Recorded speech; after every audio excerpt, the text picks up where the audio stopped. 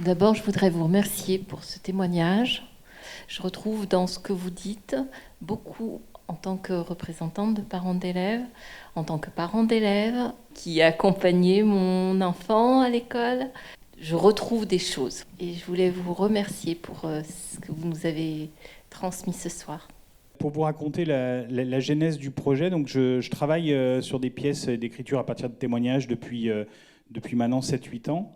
Donc en fait, le principe, j'avais à peu près repéré une cinquantaine de personnes qui étaient partantes pour répondre à des questions, donc aussi bien parents d'élèves, enseignants, donc de toute la France, parce que petit à petit, mon appel à témoignages avait circulé aussi bien en région parisienne, dans la Creuse, en Bretagne.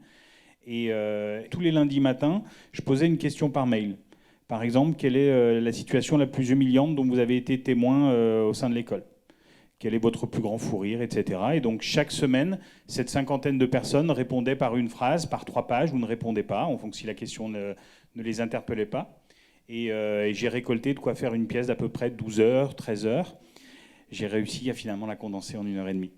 L'école est un milieu beaucoup plus riche que ce qu'on peut percevoir de l'extérieur. Et un espace de travail où l'intime et le travail sont toujours complètement liés. Et la pièce le montre assez bien, je trouve, avec des questionnements perpétuels, ça ne s'arrête jamais. C'est un métier qui, pour moi, du coup, n'est pas métier. Il nous prend tellement qu'il fait vie. C'est plus qu'un métier. Et c'est toute la difficulté de l'espace professeur, l'espace enseignant, c'est de trouver des limites, justement. Et c'est ce que questionne aussi la pièce. Quelles sont les limites entre ma vie et ma fonction ?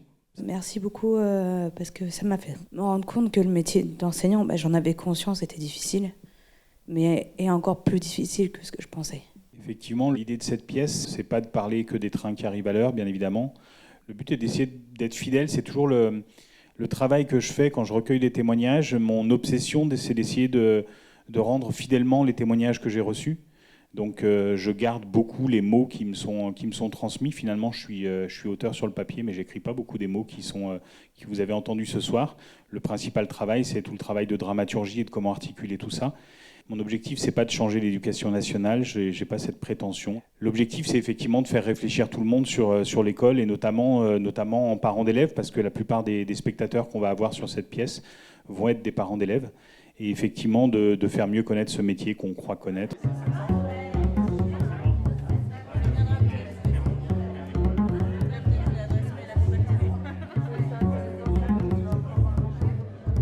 À traiter vraiment dans la classe, ce qui peut se passer dans une classe classique avec un mélange de tout type d'origine, tout type de problèmes. Ça parle à la fois du handicap, ça parle à la fois des problèmes de logement. Enfin, c'est très très très vaste, et puis surtout ça parle de la difficulté, de la fragilité qu'on peut avoir face à notre mission. Nous, en tant qu'enseignants, en tout cas, il y a vraiment un effet miroir qui est très très fort.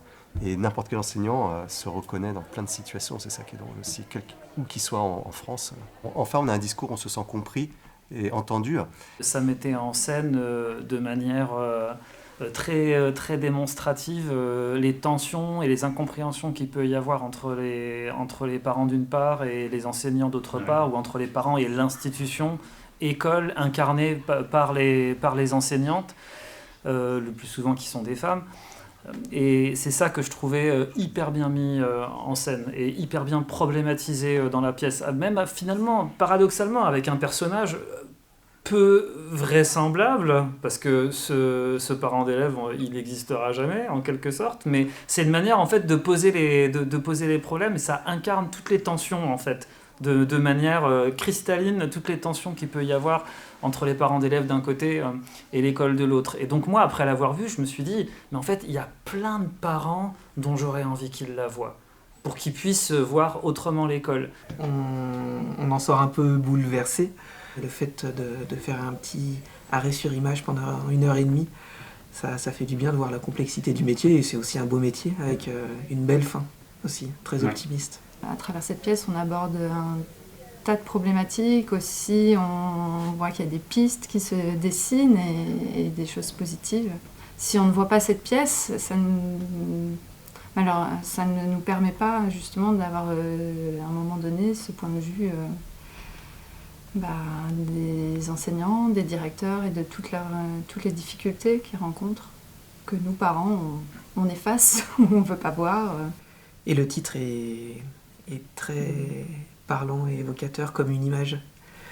Cette pièce, elle permet de voir qu'effectivement c'est une petite cité, ce qui se passe dans l'école, et que parfois on a tout intérêt à ce que tout soit poli, tout soit clair, surtout pas flou. Et elle permet, cette pièce, d'être en pleine conscience, de comprendre ce qui se passe à l'intérieur, de voir que pourquoi un directeur d'école, une directrice, des instituts ont besoin que tout ne soit pas flou, et sans se méprendre aussi sur tout ce qui se passe à l'intérieur.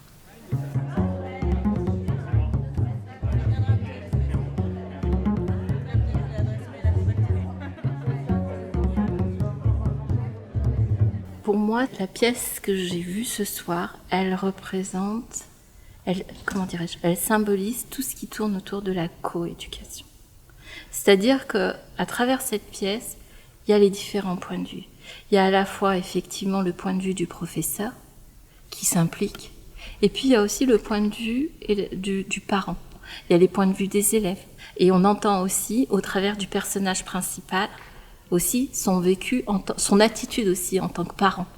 Et ce que j'ai apprécié dans cette pièce, c'est que tu as les différents comportements et les multitudes de comportements que peut avoir un parent. Ça donne envie d'encore plus de s'investir dans l'association des parents d'élèves, dans la coordination, et au-delà justement pour essayer que chacun se mette à la place de l'autre, et pourquoi pas qu'on arrive aussi à inviter l'inspection académique pour en parler, parce que évidemment cette pièce elle montre les limites notamment de l'inspection académique, mais eux-mêmes ont leurs propres limites, leurs propres pressions. Ça serait intéressant de les entendre justement pour faire bouger le système. Dans cette pièce, il y a vraiment la motivation, le sacerdoce en fait, pour aider nos enfants à grandir. Et finalement, on n'est pas l'un, vraiment, je reprends l'expression, on n'est pas l'un contre l'autre, on est ensemble, pour la même cause. Et ça, pour moi, c'est, tu vois, ça m'émeut, quoi. Ça m'embarque. En fait, cette pièce, elle nous permet de revenir aussi à l'essentiel, de se dire, oui, il y a des gens qui s'investissent, qui ont décidé d'en faire même plus qu'un métier, une vocation, pour éduquer nos enfants.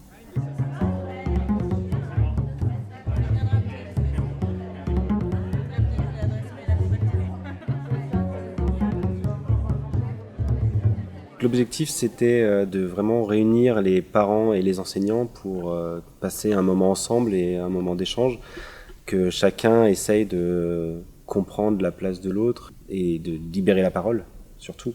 Ça permettait déjà de porter plein de valeurs, de rendre accessible la culture de manière gratuite, d'en faire un événement ouvert à tous, et puis de le porter de manière un petit peu universelle, pour que chacun, pour que ça fasse écho chez chacun de manière différente, et puis de le présenter différemment que dans les réunions avec des thèmes, des sujets. Là, voilà, c'était porté via la voie de la culture.